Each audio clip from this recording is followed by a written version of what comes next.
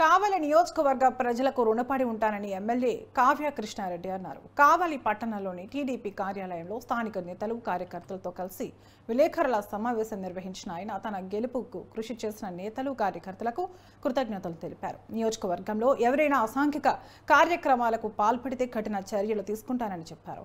గత ప్రభుత్వం కావలి నియోజకవర్గాన్ని గంజాయికి అడ్డాగా మార్చారని ఆగ్రహం వ్యక్తం చేశారు. వైఎస్ఆర్ కాంగ్రెస్ పార్టీ నేతలు ఎన్ని ప్రలోభాలకు గురి చేసినా తన గెలుపుకు కృషి చేసిన ప్రతి కార్యకర్తకు ధన్యవాదాలు తెలిపారు.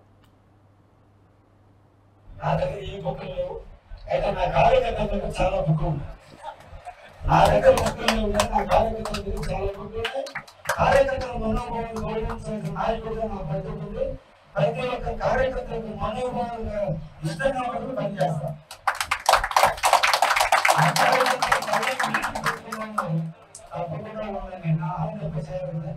ఆకాశాలు అవమానాలు పడితే మనిషారు నా దగ్గర లేదు, నా దగ్గర లేదు, నా కార్యకర్తలు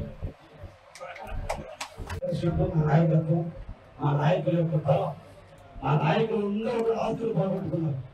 ఈ సందర్భంగా మీకు మాట చెప్పారు. మా పాప 25 వాట్లు జరిగింది, 25 వాట్లు జరిగింది. ఆ అమ్మాయి కొత్త కావాలి. ఆ అమ్మాయి 25 వాట్లు జరిగిన తర్వాత ఆ వాటిలో బిల్డింగ్ చూస్తున్నారు. తెలుగుదేశం బిల్డింగ్ చూస్తే మా పాప నా ఇంటికి వచ్చి మాట్లాడి చెప్పాను. డాడీ, తెలుగుదేశం నాయకులు అందరూ పురుగులు బాగుంది, పేదోళ్ళు ఆస్తులు బాగుంటున్నారండి, వైసీపీ బిల్డింగ్లు కట్టుకున్నారండి. గెలిచిన తర్వాత మొక్కలు ఊరికి ఏం చేస్తున్నారు తెలియదు. తెలుగుదేశం నాయకులు కష్టపడి మన గెలుపుకి కృషి చేసిన నాయకులు కాపాడి మన ఆర్థికంగా పంచుకోవాలి.